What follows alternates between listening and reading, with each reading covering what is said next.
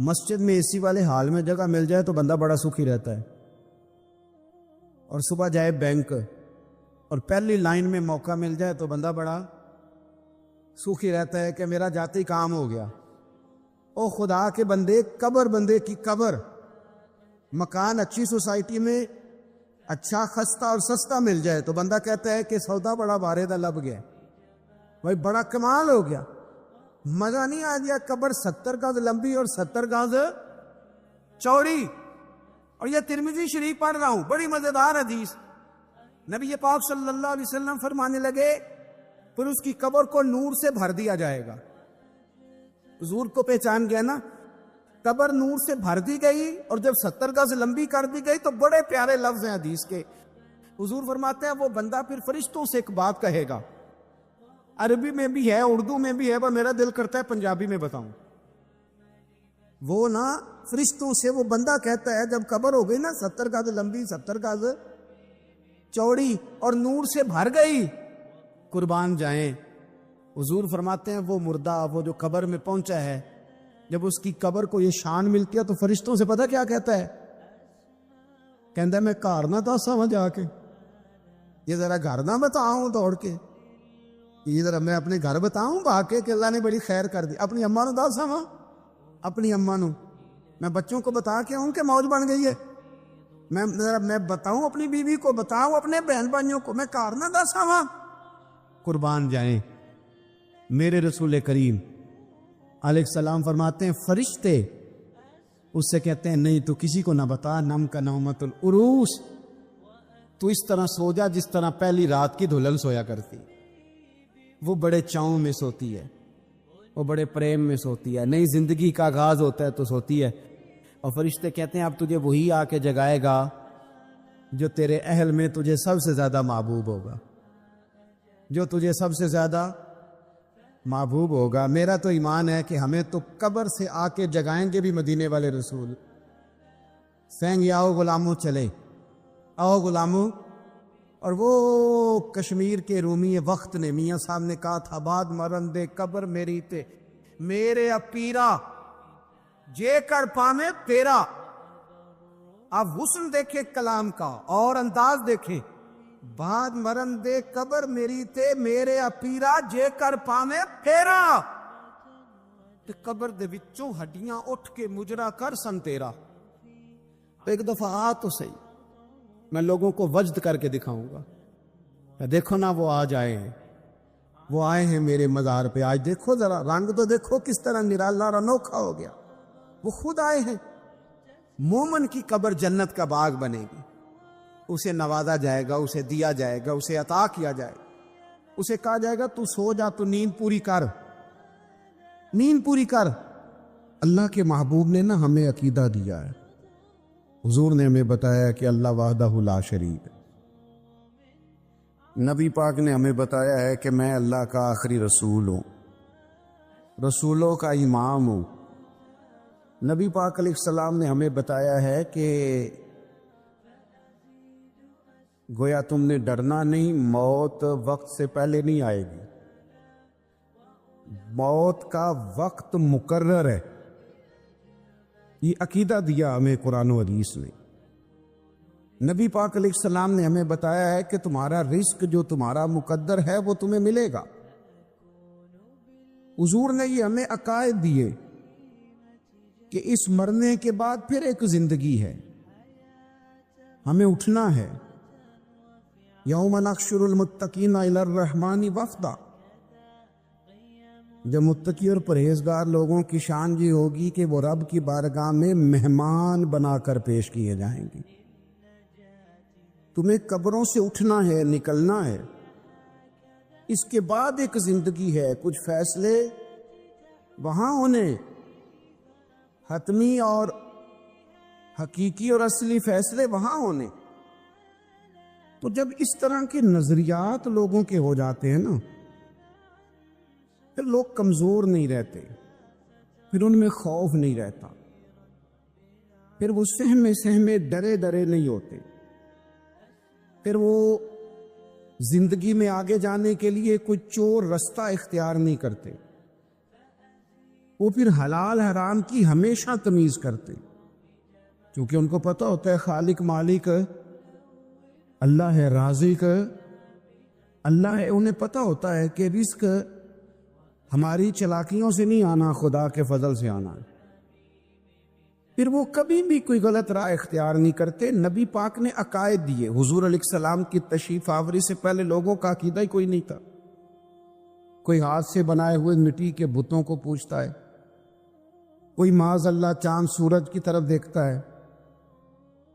اوہام پرستی، وہموں کا شکار ہونا۔ اور قرآن مجید ہمیں بتاتا ہے کہ وہ لوگ حج کر کے آتے تو اپنے گھروں کے دروازوں سے نہیں گزرتے تھے، پیچھوں سے چھلانگے لگا کے دیواریں پھلانگ کے آتے کہ ہم نیک ہو گئے ہیں، اور دروازے جو ہیں یہ پاک نہیں ہیں۔ وہ قربانیاں کرتے تو ان کا خون بیت اللہ کی دیواروں سے ملتے معاذ اللہ۔ سارے کپڑے اتار کے کعبۃ اللہ کا طواف کرتے۔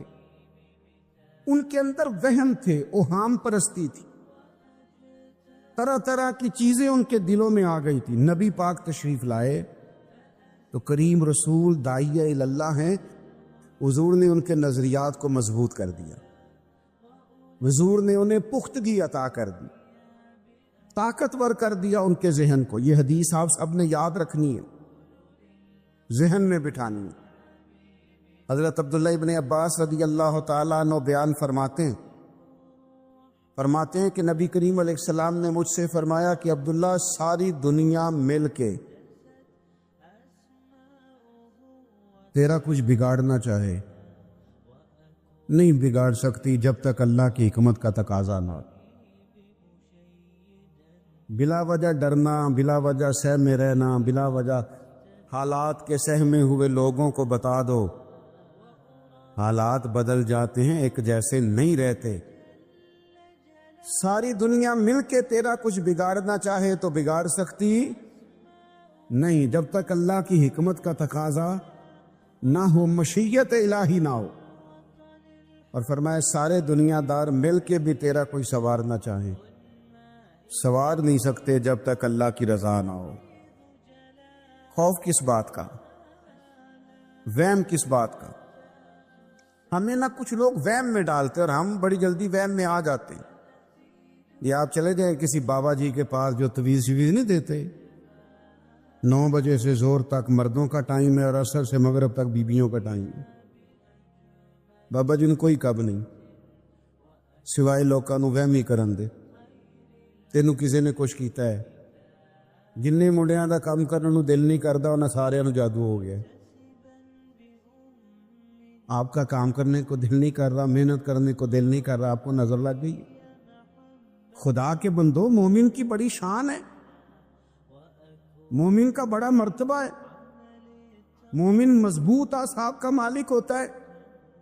کمزور باتیں کرنا، وہ جی بلی میرا رستہ کاٹ گئی تھی، آج مجھ سے دودھ گر گیا تھا، مجھے پیچھے سے آواز نہ دینا، یہ مومن کا کام ہے۔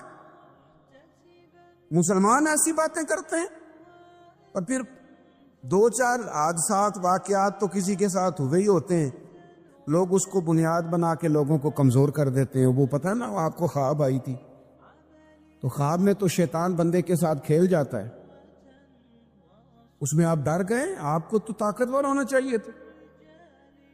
تو نظریاتی پختگی، ماحول میں طاقت، یعنی آپ اندازہ کریں کہ نبی پاک علیہ السلام نے لوگوں کو اتنا پختہ کر دیا، اتنا پختہ کر دیا، حضور علیہ السلام نے انہیں بتا دیا کہ مرنے کے بعد بھی تم نے خوف نہیں کرنا، وہاں بھی تمہاری قبر جنت کا باغ ہی ہے۔ مومن کی قبر جنت کا، قیامت والے دن کا بھی تم نے اس خوف نہیں کرنا، وہاں بھی جنت میں رب نے تمہارے لیے وہ نعمتیں تیار کی ہیں، وہ نعمتیں حضور فرماتے ہیں نہ کسی آنکھ نے دیکھی، نہ کسی کان نے سنی، نہ تمہارے دل پر کبھی خیال ہی گزرا ہوگا، اللہ وہ نعمتیں تمہیں عطا فرمائے گا۔ اتنے طاقتور ہو گئے تھے صحابہ، اتنے طاقتور ہو گئے تھے، شہادت کی دعائیں مانگتے تھے۔ وہ نہیں سمجھ آئی آپ کو؟ یعنی زندگی تو زندگی بندے کو جنت اتنی پیاری ہو جائے کہ موت سے بھی پیار ہو جائے، وہ شہادت کی موت ماننے لگے کہ یا اللہ کبھی شہادت مل جائے نا۔ آپ ویسے بتائیے گا نا کسی کو، مجھے بھی نہ بتائیے گا، ویسے اپنا اپنا حساب لگاتے ہیں سارے مرنے کو دل شل کوئی نہیں کرتا لوگوں کا۔ میں نے کہا بتانا نہیں کسی کو، ہنسنا بھی نہیں آپ نے، مشکوک نہ ہو جانا ہنس کے۔ دل نہیں کرتا مرنے کو، لوگ جینا چاہتے ہیں، لیکن یہ میرے نبی کے دیے ہوئے عقیدے ہیں نا، حضور کے دیے ہوئے عقیدے ہیں نا، کہ ہر روز مسجد نبوی میں حضرت عمر دعا مانگتے تھے، اللہم ارزقنا شہادۃ فی سبیلک، یا اللہ کبھی تیرے رستے میں شہادت کی موت مل جائے نا، جان پاویں نہ جان میرے محبوبہ، میں لگیاں توڑ نہ بھیساں، راہ تیرے وچ رول کے مرساں، قدم نہ پچھاں ہٹے ساں، شہر تیرے دے ٹکڑے منگ ساں، تے تیرے کتیاں دے قدم چمے ساں، آزم جان امانت تیری، تو جدو منگ سے میں پیش کرے ساں،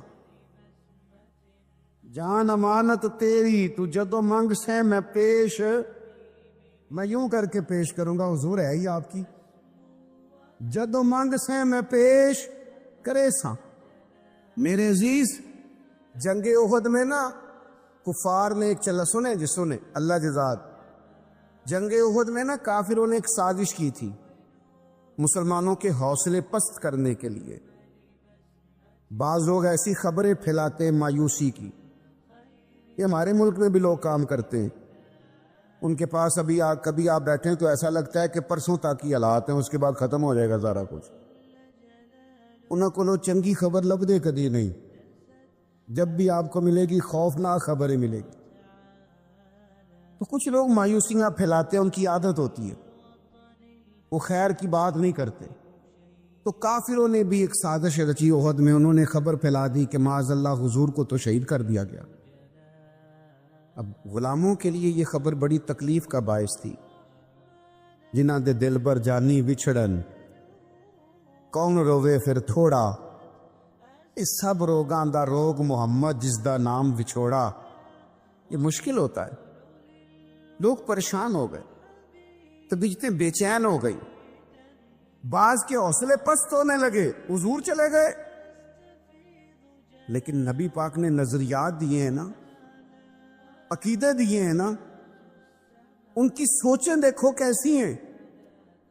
حضرت انس بن نضر رضی اللہ تعالیٰ عنہ، یہ جناب انس بن مالک کے چچا ہیں، حضرت انس بن مالک کے چچا جناب انس بن نضر، یہ نا اود پہاڑ کی طرف سے آ رہے تھے، تو جنت کی باتیں سن کے جنت اتنی تازہ ہو گئی ہے ذہن میں کہ حضور کے صحابہ سے پوچھتے کیا ہوا، تو کہنے لگے خبر پھیل رہی ہے کہ حضور شہید ہو گئے، نبی پاک کو شہید کر دیا گیا۔ تو حضرت انس بن نضر کہنے لگے ادھر آؤ نا میرے پیچھے، اگر حضور شہید ہو گئے تو ہم نے جی کے کیا کرنا ہے، مجھے تو احد پہاڑ کے اندر سے جنت کی خوشبو آ رہی ہے، آؤ سارے جانیں پیش کر دیں، ہم بھی قربان ہو جائے، جنت کی خوشبو تو سامنے۔ جب آپ کے عقیدے مضبوط ہوتے ہیں نا، عقیدے مضبوط، ایک لفظ لوگ ہمارے یہاں بولتے ہیں، کہنے مینو چاہ بڑا سی، منڈے دی شادی سی تے مینو، میرا خیال ہے تسی نہیں سنی گل کدی، کوندے نہیں نا تسی، مینو فلانے بچے دی پوتے دی شادی سی تے مینو چاہ جتنا مرضی بھی ہو، عقیدے ہی ہوتے ہیں، جتنا مرضی چاہ ہو، اگر ایمان مضبوط ہو تو لوگ شریعت نہیں بھول سکتے۔ ہن تسی ہلکے ہلکے ناراض ہوئے ہو، یہ تے دوجے پاسے ٹر پے نے۔ جتنا مرضی چاہ ہو، جتنی مرضی محبت ہو، عقیدہ ہو نا مضبوط، طاقتور ہو، شریعت نہیں بھولتی بندے کو۔ میں ویسے محفل میں آنے والے کو بھی دیندار سمجھتا ہوں، مسجد میں آنے والے کو بھی دیندار سمجھتا ہوں، عمرہ کرنے والے کو بھی میں دیندار سمجھتا ہوں، پر میری نظر میں اصل دیندار وہ ہے جس کے گھر میں شادی ہو تو پتہ چلتا ہے کتنا دیندار ہے۔ مینوں پتہ ہے تسی گھورنا، مینوں گل ہی انج دی، شادی والے دن پتہ چلتا ہے کتنا دیندار ہے بیٹے کی شادی پہ، پھر پتہ چلتا ہے شریعت کا کتنا خیال کرتا ہے، اب پتہ چلے گا عقیدہ کتنا مضبوط ہے۔ کچھ ٹائم ایسے ہوتے ہیں کہ جب بندے کو ہوش نہیں رہتی۔ ایک صحابیاں ہیں، سیاستہ میں حدیث موجود ہے، ان کا نام ہے حضرت ام خلاد رضی اللہ تعالی عنہ۔ ان کے بیٹے شہید ہو گئے تھے۔ تو مجھے بتائیے کہ کسی ماں کا بیٹا ہی چلا جائے تو اس کی کیا کیفیت ہوتی ہے؟ ہوش سلامت رہتا ہے؟ بچے کو تو بخار ہو تو ماں باپ ساری رات سو نہیں پاتے، ساری رات نہیں نیند آتی، حالانکہ بخار ہے چھوٹا سا معمولی سا اتر جائے گا، لیکن وہ ہائے ہائے کرے تو نیند نہیں آتی۔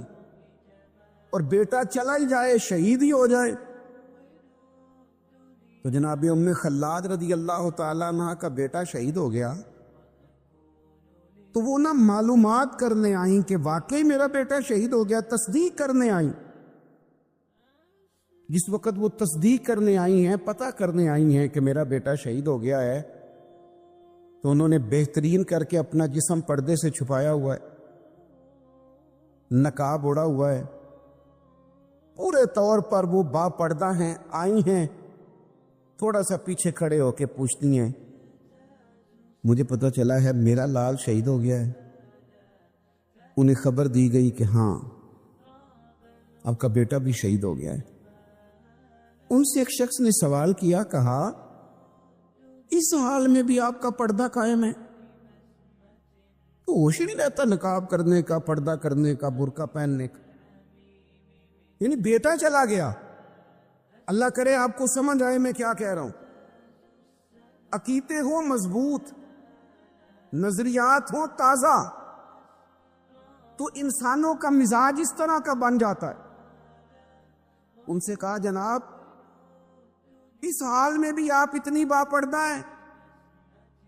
تو جناب ام خلاد اس وقت کے جب ابھی انہیں خبر ملی ہے کہ آپ کا بیٹا شہید ہو گیا، دکھ تازہ ہے، زخم ہرا بھرا ہے، لیکن اسی وقت بڑے دھیمے لہجے میں پوچھنے والے سے فرمانے لگیں، اور میرا بیٹا گیا ہے، میری حیا تو نہیں نہ گئی۔ ہم نے دین رسول کائنات سے لیا ہے، ہمیں عقیدے نبی پاک نے دیے، بیٹا گیا ہے، میری حیا تو قائم ہے نا۔ او بھائی کوئی بھی وقت ہو، کیسا بھی وقت ہو، جو نظریاتی لوگ تھے انہوں نے نظریے پر کبھی سودا، ان کا نظریہ طاقتور رہا، ذہن ان کا مضبوط رہا۔ ہمارا یہ مسئلہ ہے کہ ہم نظریاتی نہیں ہوتے، پریشر ہی تھوڑا سا برداشت نہیں کرتے، برادری آ گئی، قبیلہ آ گیا، میرے بچے نہیں مان رہے، فلانے نے یہ کہہ دیا، چند منٹ لگتے۔ حضور نے نظریاتی کیا، زندگی نظریاتی گزاریں۔ ایک تو سب سے پہلی بات تو یہ ہے کہ اللہ کی ذات پر بھروسے کے معاملے میں طاقتور ہو جائیں۔ جو سانپ سے بہت زیادہ ڈرتا ہے نا، وہ رسیوں سے بھی ڈرنے لگ جاتا ہے۔ یہ ڈرا نہ کریں، اور یہ فلانی شے منحوس ہوتی ہے اور فلانی شے سے نحوست ہوتی ہے، اور جناب آج پتہ نہیں کیا ہو گیا، تو ان کہانیوں سے باہر آئیں، اور بھی کئی کام کرنے والے ہیں۔ طاقت، وہ ایک بادشاہ تھا نا، تو اسے بھی بڑا وہم ہوتا تھا،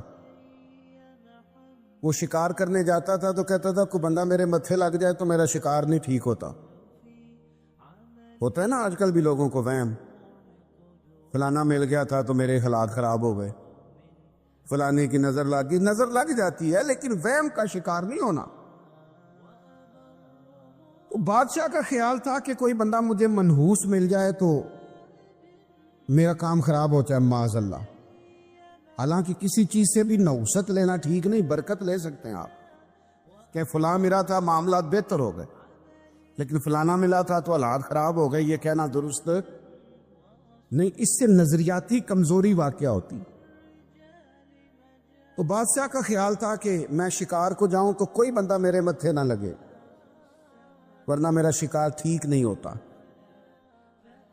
تو شکار پہ جب جاتا تھا تو سارا رستہ خالی کرا دیتے تھے، سارا رستہ خالی کرا دیا، کوئی غریب آدمی بیچارہ نہ لکڑیاں کاٹ رہا تھا ایندھن کے لیے، سمجھ آ رہی ہے بات کی؟ یہ جب سوئی گیس گھروں میں نہیں تھا تو لکڑیاں کاٹ کے لانا بھی ایک باقاعدہ ڈیوٹی تھی، شام کو کھانا پکانا ہے، تو وہ لکڑیاں کاٹ کے لا رہا تھا شام کو ایندھن جلانے کے لیے۔ اسے پتہ نہیں تھا بادشاہ سلامت گزر رہے ہیں، سڑک ساری خالی ہے، وہ غلطی سے سڑک پہ چڑھ گیا، اچانک ادھر سے بادشاہ سلامت کا گھوڑا آ گیا، قافلہ آ گیا۔ بادشاہ نے دیکھا، بادشاہ سلامت غصے ہو گئے، میرے رستے میں کیوں آیا؟ میرا شکار ہی ٹھیک نہیں ہوتا جب میں کسی کے متھے لگ جاؤں۔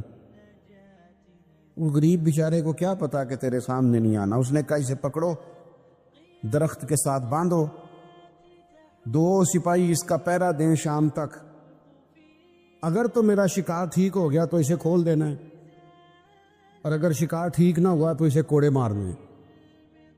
وہ بیچارہ صبح سے بندھا ہوا ہے، گرمی کا موسم ہے، پیاسا۔ عصر کے بعد بادشاہ سلامت واپس آئے، بڑے خوش ہو رہے ہیں، کہنے لگے میرے کو متھے لگ جائے نا تو میرا شکار ٹھیک نہیں ہوتا، لیکن آج میرا شکار بڑا ٹھیک ہوا، دن بڑا اچھا گزرا ہے، لہذا جا تجھے معاف کیا۔ تو تنگ آمد بجنگ آمد، جب بندے تنگ آتے ہیں پھر جنگ کرتے ہیں، جب بندہ پورے طور پہ تکلیف میں ہو پھر وہ غصے والی باتیں کرتا ہے۔ تو اس بندے نے، غریب نے سوچا کہ مرنا تو ہے ہی، تو آج کچھ کہہ کے نہ مریں۔ اور جب اسے کھولا تو کہنے لگے بادشاہ سلامت تو بڑا کمزور ہے، بزدل ہے، اور تیرے نظریات بڑے کچے ہیں کہ کوئی بندہ مل جائے تو شکار نہیں، اللہ کے بندے کدھر جائیں، علاقہ چھوڑ جائیں، کوئی بندہ مل جائے تو شکار ٹھیک نہیں ہوتا۔ اس نے کہا سن، سویرے تو میرے متھے لگا تھا، میں تیرے متھے لگا تھا، تو کہتا ہے تیرا دن تو بڑا اچھا گزرا ہے، پر میں تیرے متھے لگا تھا، میرا بڑا برا گزرا۔ تو اب بتا منحوس کون ہے، میں کہ تو؟ یہ بتا۔ اس نے کہا مرنا تو ہے، تو سچ بول کے مرو۔ او بھائی اتنے کمزور ہو گئے ہو، اتنے کمزور ہو گئے ہو۔ قبیلہ تھا بڑا قبیلہ، بنو نجار کا، چودھریوں کا قبیلہ، سیٹھوں نوابوں کا قبیلہ، بڑے لوگوں کا قبیلہ۔ اس قبیلے کی بیٹیاں ایک کونے میں دف لے کے بیٹھ گئی۔ نبی پاک صلی اللہ تعالی علیہ وآلہ وسلم کے غلاموں بات کو سمجھے۔ ایک منظر یہ کہ عورتیں چھتوں پہ، آج ہم منع کریں گے کیونکہ یہ پردے کی آیتیں نازل ہونے سے پہلے کی بات ہے، اب آیتیں آ گئیں، اب ہم یہ اجازت نہیں دیتے۔ عورتیں چھتوں پہ چڑھ گئیں، مرد گلیوں میں نعرے لگانے لگے، اور بنو نجار قبیلے کی بیٹیاں، چھوٹی بچیاں وہ ایک کونے میں دف لے کے بیٹھ گئیں اور وہ پڑھنے لگی طلع البدر علیہ۔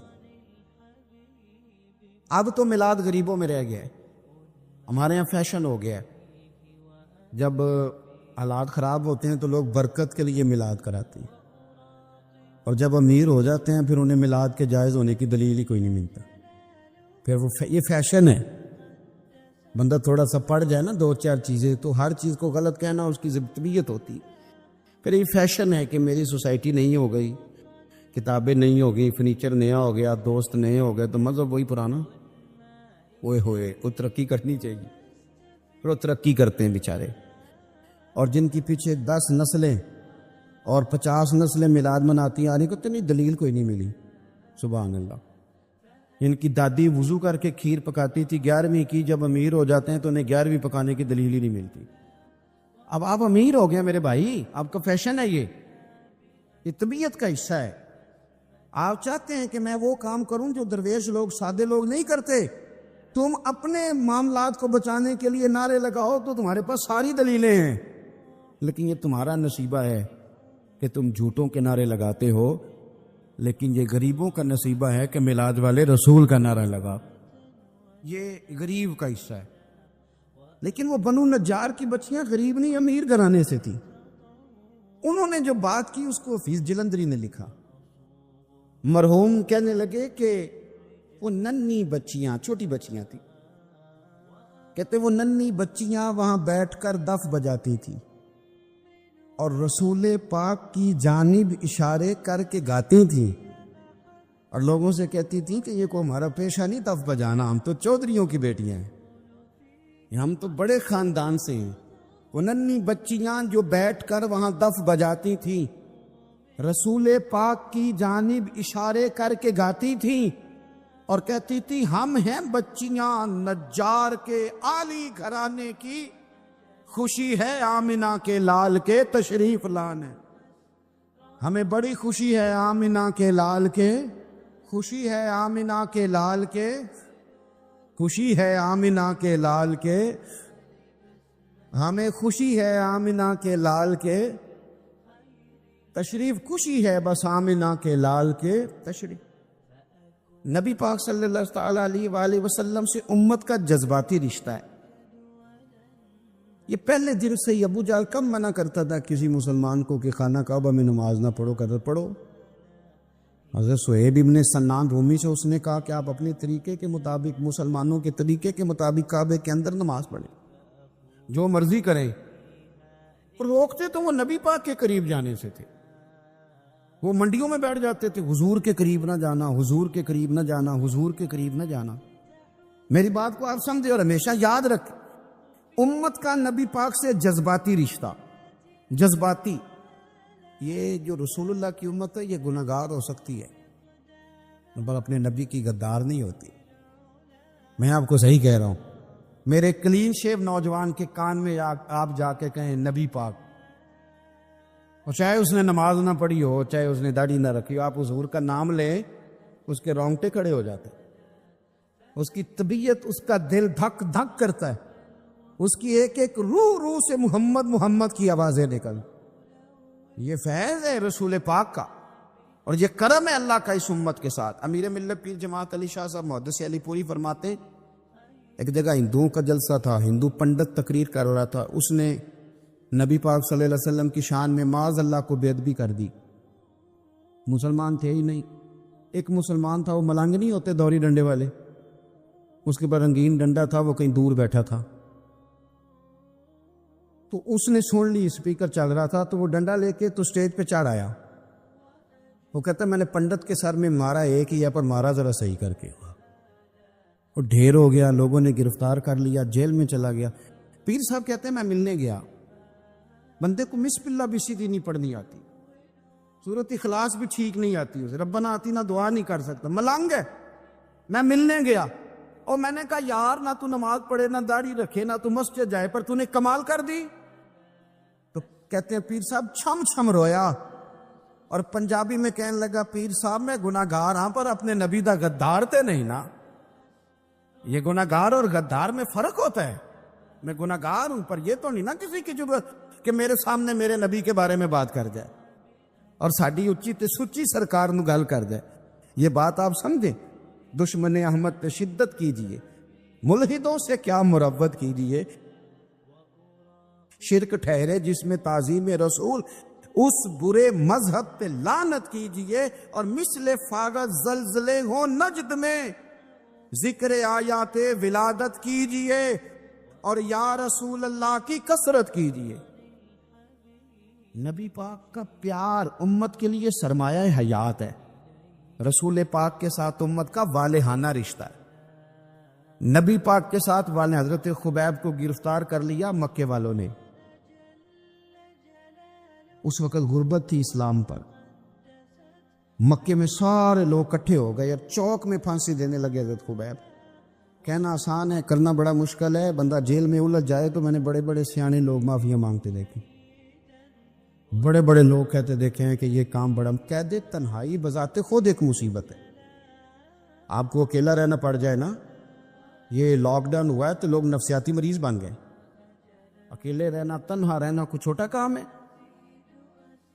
حضرت خبیب اکیلے، اور مکے کا دور اور چاروں جانب کافر، اور چوک میں جب پھانسی پہ لٹکایا جانے لگا تو ابو سفیان بولے اور بول کے کہنے لگے یار بندہ کوئی کام کر کے بڑا پچھتاتا بھی ہے، یار نتیجہ کیا نکلا؟ تو معاذ اللہ آپ کا بھی نتیجہ تو پھانسی ہے، تو آپ کا کیا خیال ہے؟ یہ آپ یقین کریں کہ لوگ صحیح صحیح ساتھ چلتے ہیں، تھوڑی سی دشواری اٹھانی پڑ جائے تو کہتے ہیں میں گاڑی ٹھیک تھا، پر انہی پتھروں پہ چل کے اگر آ سکو تو آؤ، میرے گھر کے راستے میں کوئی کہکشاں نہیں ہے، لوگ نا میٹھا میٹھا کھانا چاہتے ہیں، تھوڑا کڑوا آ جائے تو مصیبت بن جاتی ہے۔ کہتے ہیں سارے فلانے سے پیار کریں گے تو میں کروں گا، سارے مخالفت بھی کریں گے تو ہم انشاءاللہ پیار ہی کریں گے۔ یہ کیا بات ہوئی کہ ہم زمانے کا رنگ دیکھ کے چلیں گے؟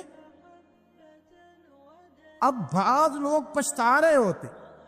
حضرت خبیب سے کہا، ابو سفیان نے ابھی کلمہ نہیں پڑھتے تھے، کہنے لگے تو اس وقت پھانسی پہ لٹک رہا ہے اور تیرے نبی مدینے میں اور آرام میں، اور ان کے صحابہ آرام میں، اہل بیت گھر میں، تیرے ذہن میں اگر اس وقت یہ بات ہو کہ اس وقت تیری جگہ پہ وہ ہوتے معاذ اللہ، تو پھر کیا ہوتا؟